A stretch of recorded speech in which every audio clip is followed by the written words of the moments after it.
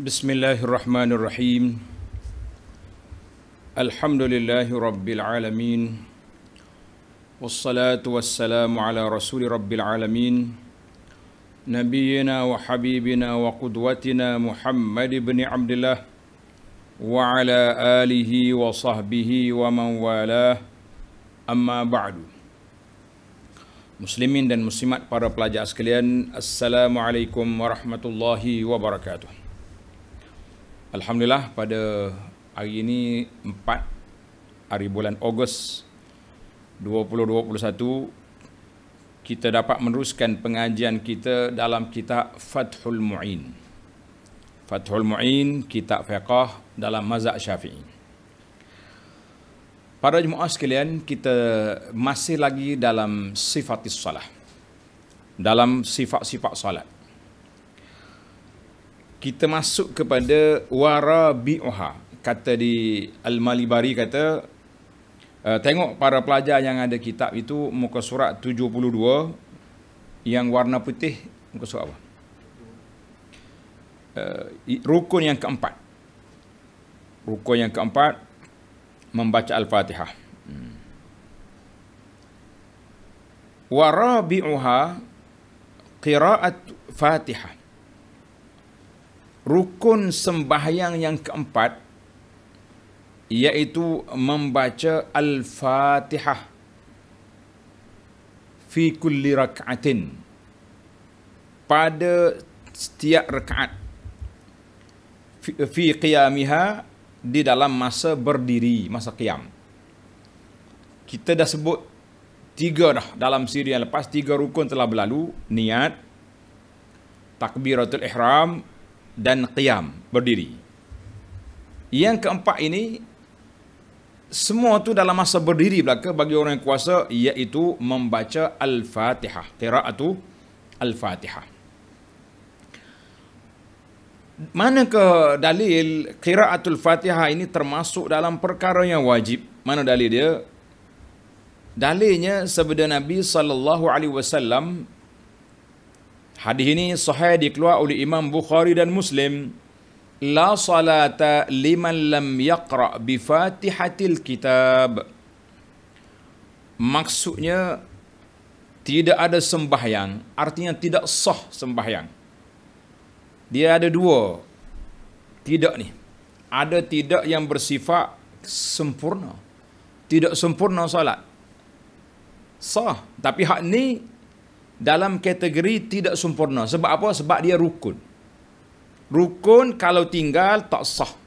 Maknanya tidak sah salat. Maknanya tidak sah, tidak ada sembahyang, dengan mana tidak sah salat bagi orang yang tidak membaca Fatihatul Kitab. Fatihatul Kitab itu Al-Fatihah lah. Iaitu wajib membacanya pada tiap-tiap rakaat.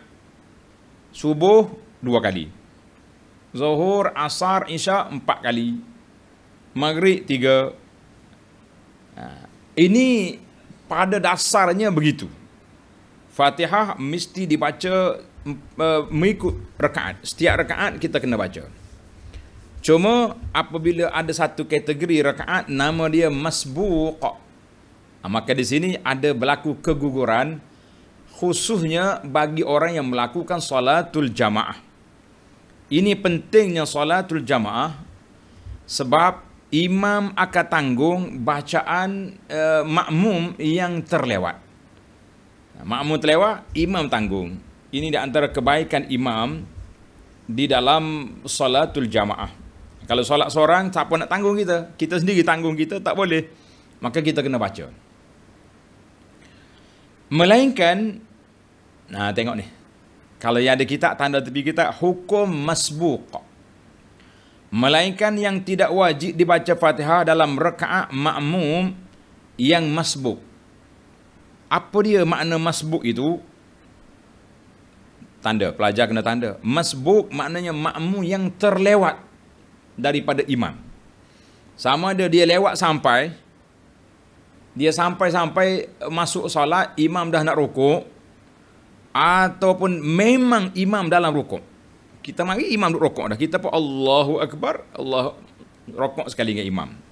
Fatihah gugur. Siapa tanggung? Pak Imam. Kita akan sebut nanti di bawah kategori-kategori keuzuran masbuk. Cuma pada asasnya bila kata masbuk, artinya makmum yang terlewat daripada imam. Sama ada lewat sampai atau lewat pergerakan. Dia ada dua kelewatan ini. Maka tidak wajib membaca Fatihah bagi makmum yang masbuk itu. Apa dia makna masbuk? Ini ada definisi ada kat bawah ni dalam kitab. Maksud makmum yang masbuk ni bahasa Arab, sabaqa, maknanya imam telah mendahului makmum dalam beberapa ketika. Makmum jadi terlewat. Makmum terlewat, imam ke depan. Maksud makmum masbuk itu ialah bila dia tidak mendapat masa yang cukup. Tak mendapat masa yang cukup bagi ia membaca Fatihah di dalam masa qiyam imamnya. Kita masuk, imam dah nak rukuk. Kita pun takbir, Allahu Akbar. Bismillahirrahmanirrahim. Alhamdulillahi Rabbil Alamin. Imam, Allahu Akbar. Rukuk dah. Kita pun tak ada masa, jadi kita rukuk sekali dengan imam. Ataupun kita datang, imam sedang rukuk dah. Langsung tak ada masa. Takbiratul ihram, kemudian kita rukuk sekali dengan imam. Maknanya makmum yang tidak mempunyai masa yang cukup untuk baca Fatihah di dalam masa qiyam imamnya. Walaupun ini, saya harap pelajar ambil perhatian.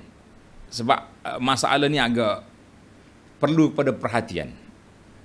Walaupun ini, keadaan ini berlaku dalam tiap-tiap rakaat. Walaupun berlaku pada setiap rakaat, masbuk ini, maka itulah keadaan dia. Masya Allah.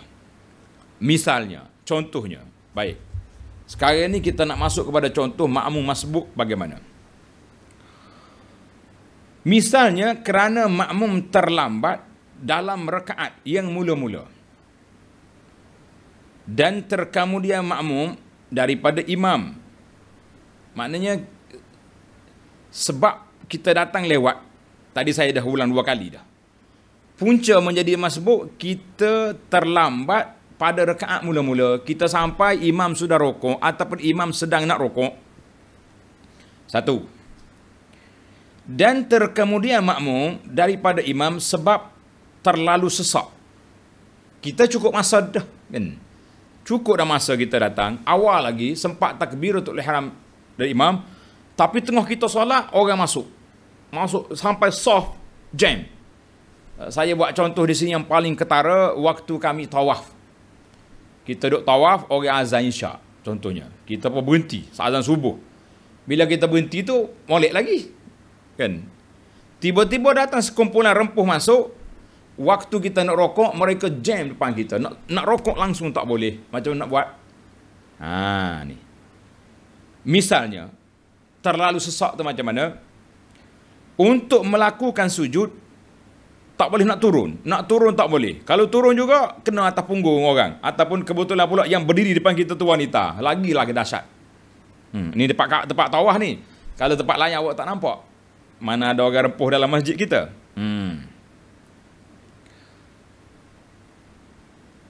Baik.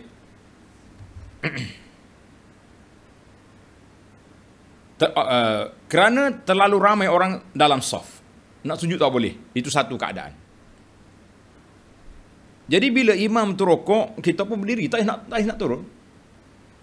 Bila imam sujud, tak nak turun lagi. Imam bangun semula, barulah orang yang sesak tadi pergi. Barulah kita rokok, kita sujud. Macam mana keadaan? Itu dia panggil terlalu sesak, nak turun lambat. Atau kategori yang kedua, kerana terlupa. Kita lupa nak baca Fatihah. Kan? Jadi bila orang nak sujud tu baru kita teringat ke Fatihah. Macam mana? Atau kerana lambat gerak-geri makmum, maka ia tidak berdiri daripada sujud dalam tiap-tiap rakaat selepas rakaat yang mula-mula itu melainkan imamnya sudah rukuk. Mana kita dapat bangun kena bagi rakaat tu imam rukuk dah. Macam mana nak buat? Maka dalam hal ini, dalam keadaan yang tersebut tadi, yakni sah sembahyang makmum masbuk begini dengan tidak membaca Fatihah, dengan Fatihahnya ditanggung oleh imam. Kalau tuan-tuan tengok dalam kitab terjemahan ni ada garis apa ni segi 4 tu, itu tambahan daripada kitab syarah. Syarah dia I'anatul Talibin. Kita kena tengoklah mana penterjemah ni dia kesian dengan kita. Dia tolong syarahkan sikit, ambil daripada I'anatul Talibin letak dalam matan. Ni kita baca ni matan, tapi dia masuk syarah untuk mudahkan urusan. Jadi adalah dengan syarat imam nak tanggung kita tu apa dia? Dengan syarat bahawa imam itu adalah suci daripada hadas. Kalau imam yang solat berhadas, dia tak ingat, tapi dia tanggung kita, dia tak boleh tanggung kita sebab dia sendiri pun tak sah. Dan rakaat itu, rakaat yang dia bangun tu adalah tidak rakaat yang lebih. Kalau dia bangun rakaat yang kelima, dia tak boleh tanggung kita sebab rakaat itu ekstra, luar daripada solat, tak ada solat dah dia. Dan imam menanggung Fatihahnya atau yang baki daripada Fatihahnya bagi makmum itu. Manakala kita sempat baca Fatihah separuh ya, kita rokoklah. Kalau tempat tak baca langsung Fatihah pun kita rokok juga. Maknanya sama ada imam tanggung penuh Fatihah kita ataupun imam tanggung separuh. Ini kena ambil perhatian di sini. Kan dia kata dalam kitab ni kata walaupun setiap rakaat boleh jadi masbuk. Boleh jadi masbuk setiap kali, setiap rakaat. Ini pandangan dipilih oleh Tuan Syekh pengarang kita ni Zainuddin Al-Malibari dalam kitab dia sini. Sebab ada juga khilaf ulama dalam tu. Cuma kita tak sedut khilaf banyak, kita pakai yang ni lah. Baik. Itu keadaan yang pertama, bagaimana makmum menjadi masbuk. Sampai setiap rakaat boleh jadi masbuk. Sampai setiap rakaat boleh jadi masbuk.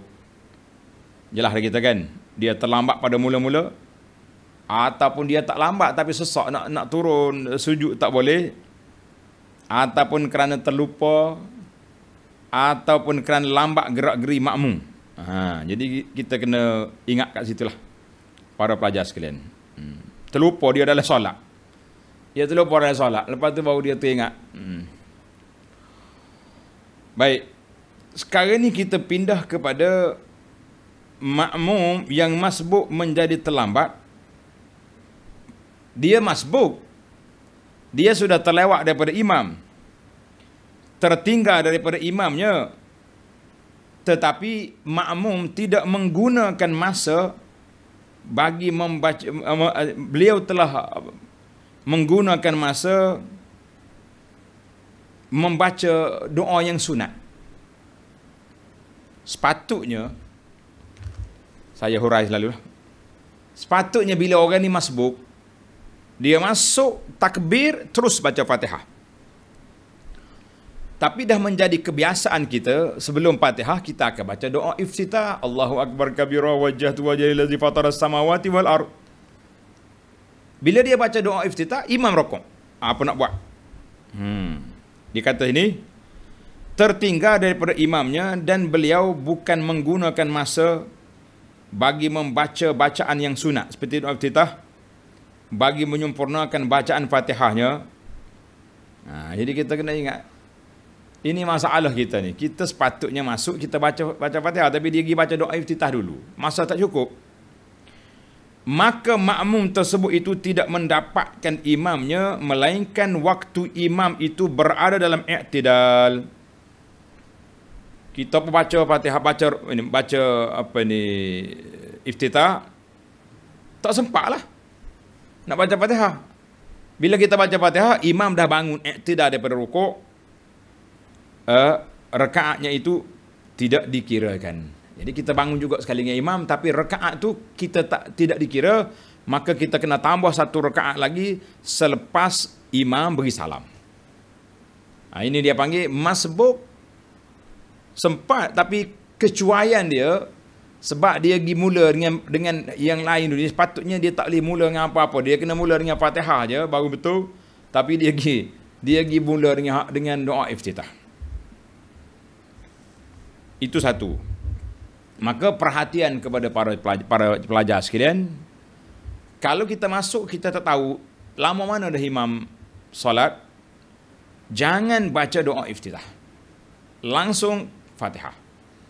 Kita baca sampai setengah separuh Fatihah, imam rokok lah. Kalau kita jangka sempat, tambah. Kalau tak sempat, rokok. Imam tanggung kita punya Fatihah. Tetapi kalau kita yakin, contohnya, kita masuk daripada pintu tadi, imam baru angkat takbir.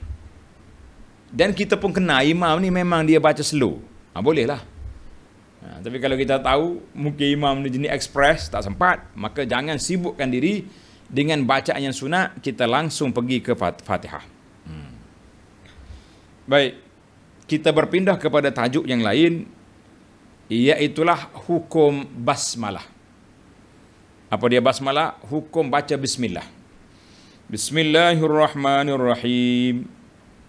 Dalam Fathul Mu'in kata, wa rabi'ah qira'atu fatihati kulli raka'atin fi qiyamiha ma'al basmalah.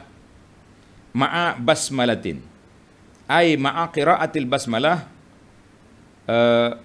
fa innaha ayatum minha. Dia kata apa ni? Dan membaca Fatihah itu wajib beserta dengan basmalah, baca sekali dengan baca bismillahirrahmanirrahim. Yakni bismillah itu, maka sesungguhnya bismillah itu adalah satu ayat daripada Fatihah. Sebab apa? Kalau kita tengok dalam Mushaf Utsmani, bismillah itu nombor 1. Kerana Nabi SAW membacanya, kemudian baginda membaca bismillah, kemudian baru Nabi kita baca Al-Fatihah. Dan Nabi SAW memasukkan bismillah itu sebagai satu ayat daripada Fatihah. Demikian juga bismillah itu adalah sebahagian daripada tiap-tiap surah, melainkan surah Bara'ah. Di sini ada timbul beberapa isu tentang basmalah ni. Kita nak kata macam mana basmalah ni? Kan? Sebab ulama ada bagi dua sini, dia kata fa innaha ayatun minha. Bismillah ni satu ayat daripada Al-Fatihah. Kata di dalam I'anatul Talibi, ay hukman la'tiqadan. Hukumnya kita letak bismillah satu ayat yang pertama Fatihah. Tapi bukan i'tiqad. Sebab apa? Sebab ulama khilaf dalam masalah bismillah ni satu ayat Fatihah ke tidak. Tapi dari sudut i'tiqad, kita mesti percaya Bismillahirrahmanirrahim salah satu daripada ayat dalam surah An-Naml. Kan? Innahu min Sulaiman. Innahu, surah Sulaiman. Bismillahirrahmanirrahim ada dalam surah tu. Maka di sini timbullah perbahasan ulama. Khulasahnya, pendapat yang pertama mengatakan laisat, bukan ayat daripada Fatihah, tapi dia satu daripada sebahagian daripada ayat surah An-Naml. Dan disebut dia ni di awal surah litabarruk, untuk ambil berkat. Itu satu kumpulan. Kumpulan yang kedua, minhum asy-Syafi'i. Imam Syafi'i, kerana itulah mazhab kita, innaha ayatun min kulli surah. Dia termasuk daripada satu ayat setiap surah, orang mesti kena letak di depan dia. Sebab apa? Sebab para sahabat ketika tulis Quran, yang tidak Quran dia tak tulis, tapi dalam mushaf ni ada tulis. Itu hujah yang mengatakan dia termasuk dalam surah. Para jemaah sekalian, pendapat yang ketiga pula, apa dia kata yang ketiga? Ramai juga ulama hadis seperti Imam Ahmad dan lain-lain ulama, dia kata innaha minal Quran. Dia ni termasuk dalam Quran, tapi dia tidak syarat dia tu masuk dalam Al-Fatihah. Baiklah. Yang penting itu puncanya berlakunya khilaf ulama dalam masalah Fatihah ni satu ayat ke tidak. Kemudian ada khilaf pula. Baik, anda kata dia satu ayat, tapi kita nak baca pelan ke nak baca jahar? Imam mazhab Syafi'i kata kena baca kuat. Pada waktu kita baca kuat. Maghrib, Isya, subuh sama juga. Bila baca Fatihah kuat, Fatihah bismillah kena kuat juga. Ada ulama lain contohnya dalam fiqh Hambali contohnya kan. Tuan-tuan pergi Mekah, imam dia baca perlahan bismillahirrahmanirrahim. Bunyi kadang-kadang. Kalau di Madinah tu yang kuat bunyi Syekh Ali Al-Huzaifi. Dengar dia bunyi bismillahirrahmanirrahim. Sudih pun bunyi juga. Maknanya ada khilaf lah tentang bismillah. Saya tak panjanglah di sini. Tuan-tuan tengok dalam perbahasan kita dalam bab dalam fiqh perbandingan mazhab. Ini kita tak nak banding mana, cuma sebut sikit ya. Supaya tuan-tuan boleh faham, bila kita pergi ke Mekah, kenapa imam dia perlahan bismillah, kita kata ini mazhab dia kerana hujah-hujah yang dia ada. Jadi jangan duduk sibuk-sibuk lah kita. Ini kita duduk sibuk dengan hujah, kita tak belajar pun. Dah, duduk marah kata imam, kata macam-macam kau imam pula. Pergi Mekah jauh-jauh, rindu ke Masjid Haram lah, macam-macam tulis di Facebook. Bila jumpa imam tak baca Fatihah, kita pun tak pergi masjid. Maaf. Imam tak kuat bismillah, kita pun tak pergi masjid. Kan? Ada orang pergi Mekah, subuh tak mau salat di Masjid Haram. Orang kata kenapa? Imam tak baca kunut. Dia ingat baca kunut jadi rukun salat. Sampai begitu sekali tak mau pergi. Rugi tuan-tuan. Baiklah. Tamatlah kita perbahasan ringkas tentang bismillah.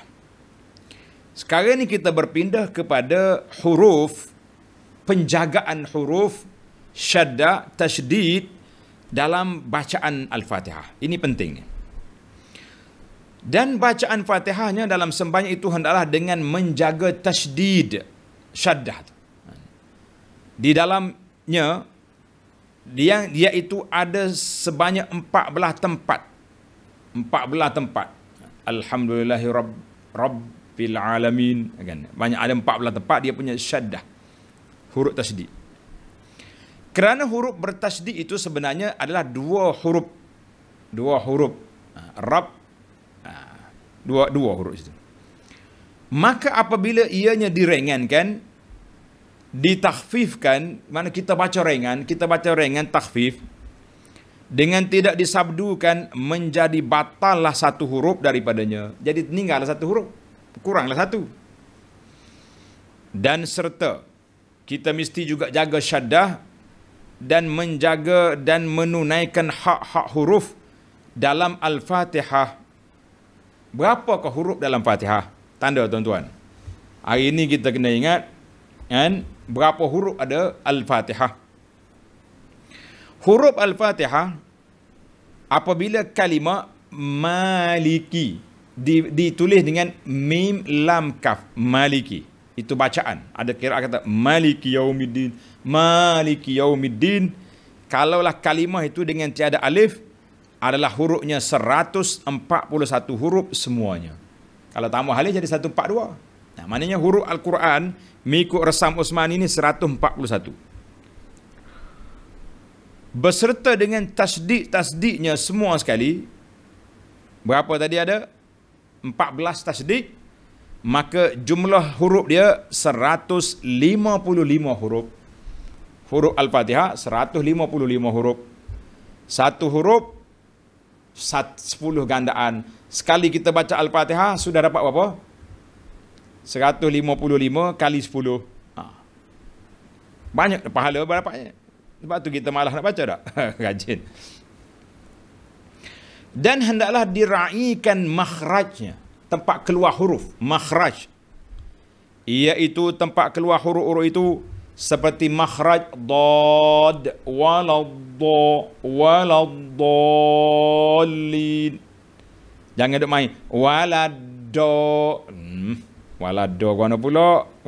Waladdo kena sebut. Dan lain daripadanya.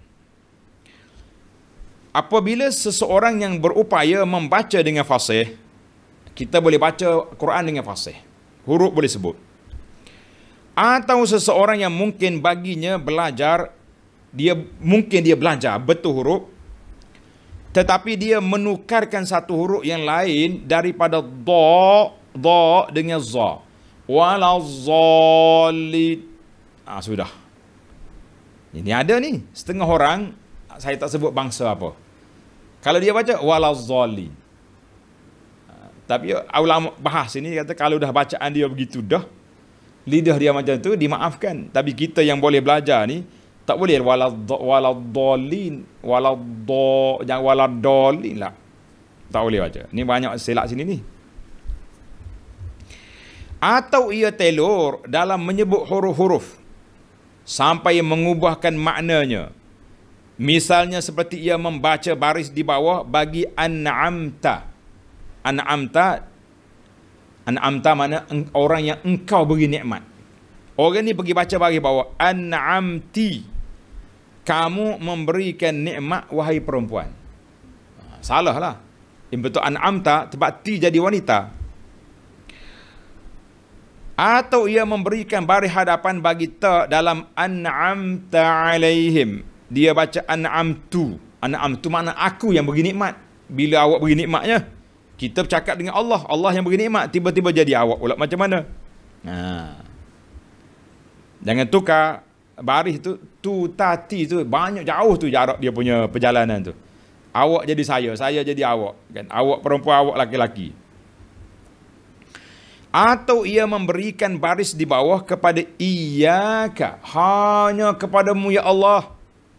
Dia pergi baca iyyaki kepada puan lah. Siapa dia puan pula ni? Ini bahaya. Puan lah yang kami sembah. Mana ada?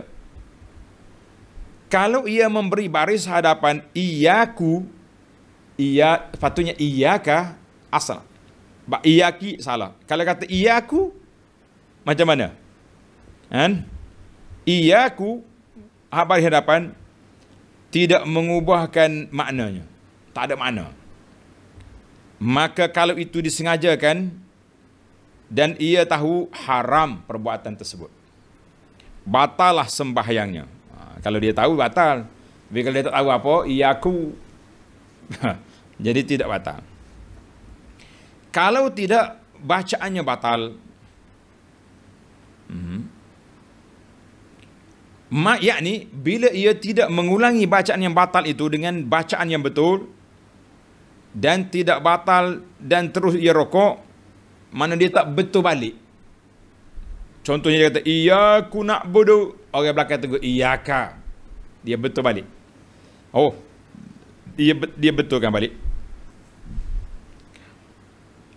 Yakni bila ia tidak mengulangi bacaan yang batil itu dengan bacaan yang betul dan bacaan yang tidak batil dan terus ia rokok, batalah sembahyangnya pula.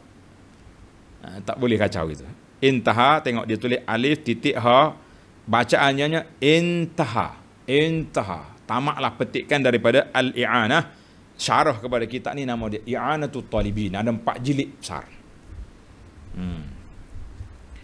Baik, kalaulah ia mengulangi bacaannya dengan betul sebelum lama masa berselang, menjadi sempurnalah bacaan Fatihahnya itu dan sahlah sembahyangnya. Contohnya dia tersalah dia.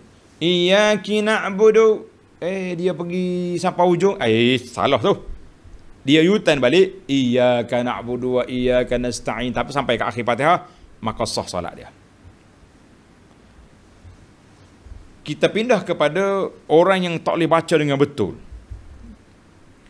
Adapun seseorang yang tidak boleh membaca dengan betul, lagi pula yang tidak mungkin belajar. Dia ni OKU dah. Kalau kita ajar pun tak tahu apa dah dia ni. Maka bacaannya tidak batal. Bacaannya tidak batal. Sebab dia tak boleh dah nak buat. Anak pergi satu perjumpaan dengan para pendakwah. Pendakwah Cina. Menariklah dia ni. Budak-budak muda panggil sipu dia. Dia cerita, dia kata susah ustaz kita ajar anak-anak mu'allah ni baru masuk Islam. Orang kata iyyaka na'budu. Iyyaka na'budu. Yalah, dia orang tak aja dengar, dia dengar gitu ya. Dia iya katak pun tu. Ustaz dia kata mana ada katak-katak dalam solat main katak pula. Jadi kita jangan ketawa. Jangan suka. Dia orang baru nak belajar. Jadi kita aja. Kalau dia kata iya katak pun tu, katak lah dulu. Terperekat sehari dua ni. Itu je yang dia kemampuan dia ada, biar. Tapi kita latih ajar, nanti dia baca dengan betul insya-Allah. Tak ada orang kata dia ahli penyair kata kullu lam yuladu aliman. Tak ada orang yang lahir terpandai dah. Dia kena belajar dulu baru pandai, insya-Allah, kan.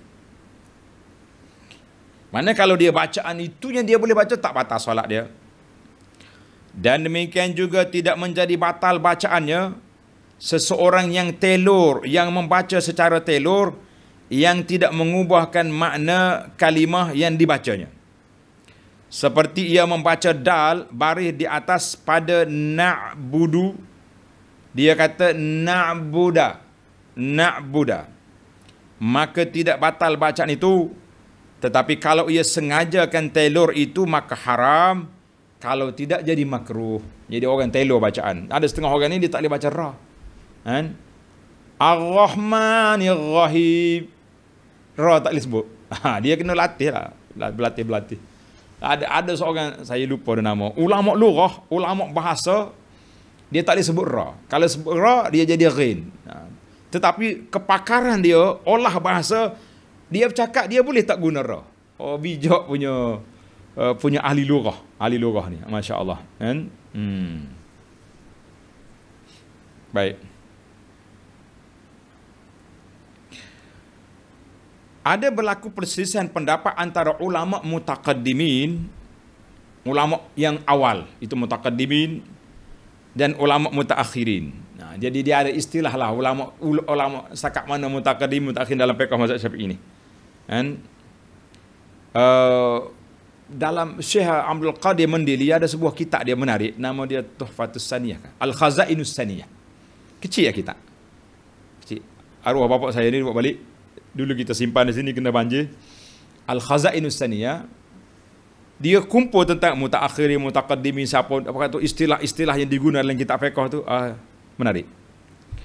Ada dalam PDF, sudah disyarahkan oleh seorang Arab mari mengajar di Kelantan, dia jumpa makhtutah ni kitab ni, dia tahqiq jadi besar gitu. Daripada kecil besar. Dia hurai balik. Kita kata jazahullah khairan. Khilaf tentang orang baca alhamdu dengan ha. Alhamdulillah. Patutnya alhamdu, ha. Dia pergi baca ha, alhamdu. Dibacanya dengan ha, dan di dalam menyebut qaf tak ada taraddud di antara qaf dengan kaf. Dan qaf jadi kaf. Dalam kitab syarah Al-Minhaj, kitab Tuhfah, oleh guru kita Ibnu Hajar, ada menjazamkan, mana memutuskan pandangan bahawa batal keduanya. Batal solat orang baca alhamdu dengan ha, dan membaca qaf yang ada taraddud di antara qaf dengan kaf. Dia baca kaf. Membaca qaf.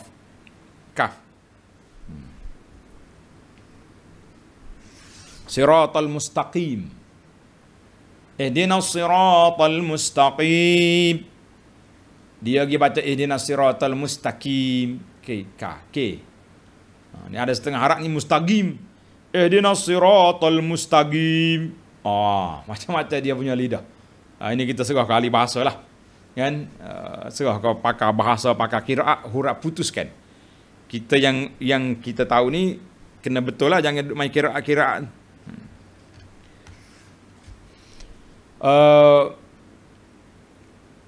Melainkan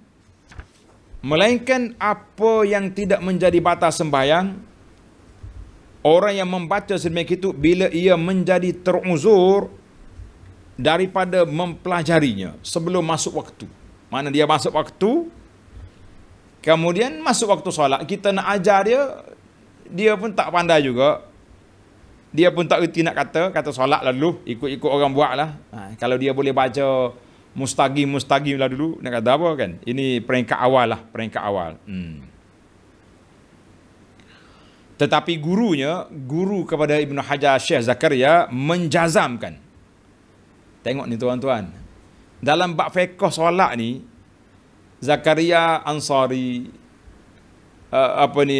Ibnu Hajar, Imam Ramli, Syekh, kadang-kadang mereka ni dia punya khilaf, batal tak batal, sah tak sah solat. Tuan-tuan guru kita pula baca, mengajar kita, kan? Tak ada pula condemn masalah gini. Tapi bila sampai zaman kita, kita tengok ada orang baca tak baca kunut dengan baca kunut. Tak kuat sikit baca Fatihah bismillah dengan baca bismillah lah kuat. Tak lepas bagi salam tak sapu muka, macam-macam tuduhan kita buat. Maknanya tuan-tuan guru kita abarra quluban, lebih baik jiwa mereka sebab mereka bercakap dengan ilmu. Kita ni bila khilaf berbeza pandangan, kita buat tuduhan, kita lebih kepada ikut hawa nafsu. Ini punca berlakunya khilaf, perkelahian di antara sama-sama kita. Khilaf ni mari sini. Mari di sini ni puncanya. Kalau kita berlapang dada, tenang-tenang, tengok ni, ana kumpul banyak dah kes. Beza di antara Ibnu Hajar dengan Romli. Hak ni kata sah tak sah. Tengok, Ibnu Hajar jazam tak sah. Syekhul Zakaria menjazamkan sah sembahyang dalam hal yang kedua, iaitulah menyebut qaf di antara qaf dengan kaf tadi. Boleh. Dan menjazamkan sah sembahyang dalam hal yang pertama, iaitu alhamdu dengan alhamdu, sebab ialah lari itu sikit sebutan tapi taklah jauh sangat. Oleh Al-Qadhi, biasanya dalam fiqh Syafi'i, kalau nama Al-Qadhi, nama dia Qadhi Husain. Al-Qadhi Husain. Apa ni? Dan Ibnu Ar-Rif'ah. Ibnu Rif'ah mengatakan sah. Semua ni berlega dalam fiqh mazhab Syafi'i belaka ni. Jadi kita kena belajarlah ilmu belapang dada ni. Ilmu toleransi dalam masalah-masalah yang berlaku. Jangan di-backing sangat, kan? Jangan di-backing sangat apabila tengok orang khilaf je. Kadang-kadang khilaf tu luar solat dah tu. Sapu muka tak sapu muka. Berkelahi dah situ kita. Tuduhan macam-macam dah kita buat. Tengok orang tak sapu muka. Kita kata kenapa kita banyak ikut hawa nafsu daripada ikut ilmu. Ini sebab punca jadi macam ni. Sama juga kita duduk kempen perdamaian, kesatuan ummah. Tapi bila masuk hawa nafsu, tak ada ummah-ummah. Berkawan dengan siapa yang apik di Cina mana pun tak apa, asalkan kita boleh jatuhkan kawan kita yang sama seagama dengan kita. Sebab ittiba'ul hawa, itulah punca. Baiklah, dalam bab fiqh pun sama, dalam bab kehidupan pun sama. Kalau masuk benda lain, maka kita tak jadi harmoni. Baik, masuk kitab kita, jangan bincang benda lain. Kalau seseorang yang berkuasa membaca dengan betul, dia boleh. Atau seseorang yang lemah daripada membaca yang betul, dia lemah dan ia taksir makna cuai daripada mempelajarinya, meniadakan sesuatu tasydid. Sepatutnya syaddah ada, kan? Iyyaka, dia kata iyyaka.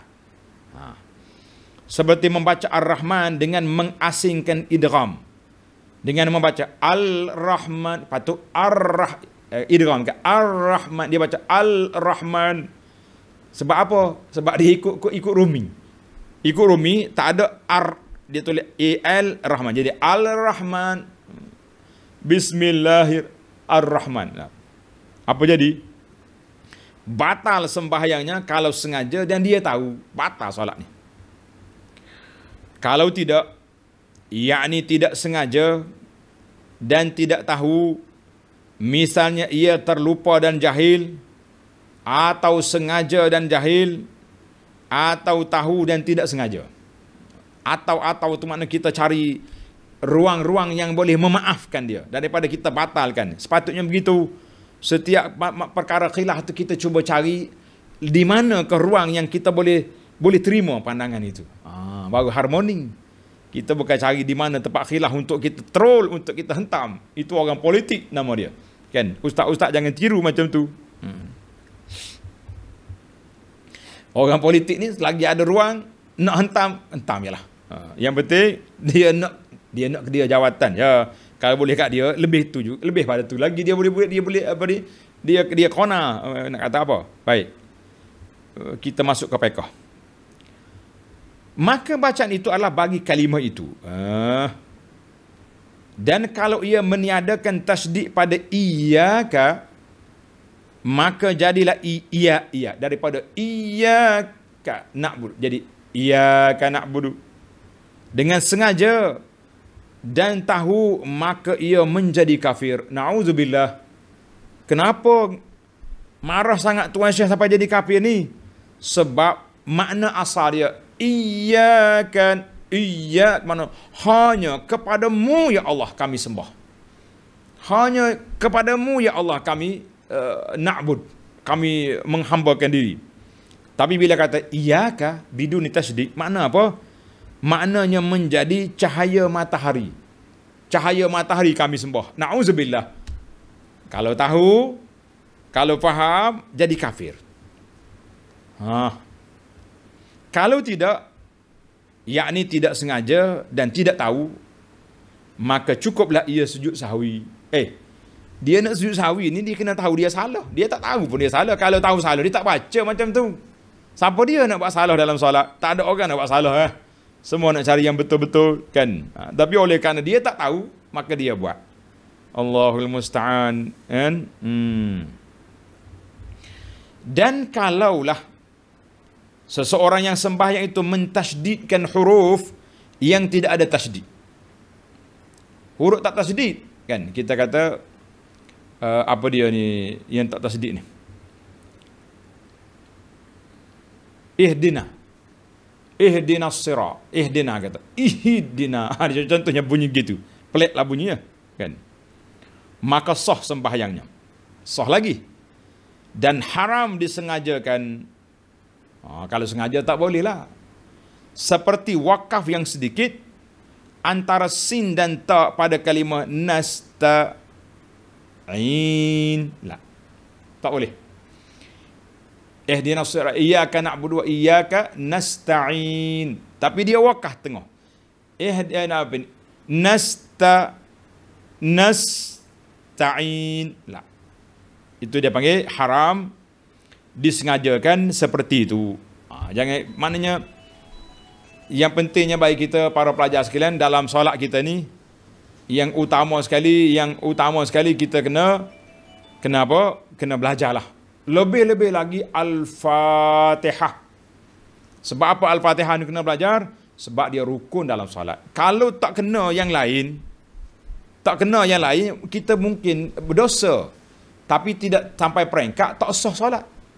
Tak sampai peringkat tak sah solat. Tetapi kalau Fatihah, sah solat. Kerana itu anda ingat kata-kata yang masyhur daripada Imam Syafi'i rahimahullahu ta'ala. Syafi'i kata apa? Wajib setiap orang Muslim belajar bahasa Arab. Bila kita sebut benda ni, makcik-makcik tua-tua di pondok terkejut. Ustaz, nak baca bahasa Arab apa? Lama tak erti dah. Maksud dia ni lah. Dalam solat kita ni ada dua perkara yang menjadi rukun. Contohnya takbir, Allahu Akbar, kemudian Al-Fatihah. Dan bacaan tasyahud. Yang lain-lain tu sunat. Tak apalah yang sunat. Yang wajib ni kena belajar. Baiklah para pelajar sekalian, itu tamatlah kita tentang menjaga syaddah, jaga tasydid, jaga huruf dalam solat kita. InsyaAllah kita sambung lagi dalam siri yang akan datang tentang dan wajib dijagakan mualat. Mualat tu maknanya mesti ayat tu bersambung. Jangan berhenti tengah jalan, jangan break emergency, berhenti tengah ayat lah. InsyaAllah dalam siri yang akan datang kita akan sambung lagi perbincangan kita tentang mualah dan lain-lain lagi. Masih lagi dalam rukun yang keempat, iaitu Al-Fatihah. Subhanakallahumma bihamdika asyhadu an la ilaha illa anta astaghfiruka wa atubu ilaik.